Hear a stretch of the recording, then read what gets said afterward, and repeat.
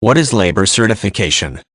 Labor certification is a procedure required of United States, U.S., employers who want to hire foreign, non-immigrant employees on a permanent basis.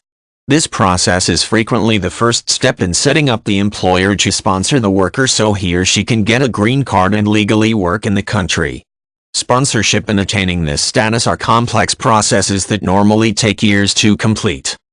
To obtain a labor certification, the employer is typically required to prove that the job being offered to the foreign employee cannot be performed by any locally available U.S. citizen. This is ordinarily a difficult claim to substantiate. If any U.S. citizen in the area is available with even minimal qualifications for the position, the application, by law, must be denied. The foreign worker can still work under the terms of the agreement that apply to temporary employment until that contract expires. The worker may repeatedly reapply for permanent status. This labor certification practice is typically viewed as protective of U.S. workers, but is often seen as a tedious procedure by many employers.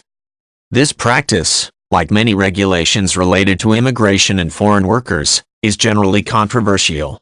Supporters of the process claim it protects jobs that can be satisfactorily performed by U.S. citizens from being filled by foreign workers who might accept a lower wage for the job.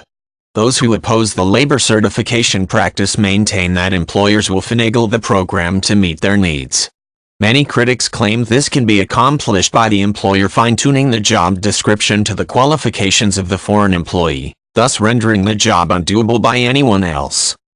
In actuality, the latter option is more difficult than it sounds.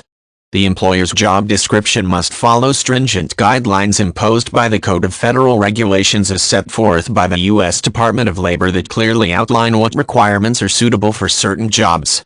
If the employer manages to meet these conditions in the explanation of the job, he or she must still prove no other highly comparable jobs have been awarded to less qualified applicants.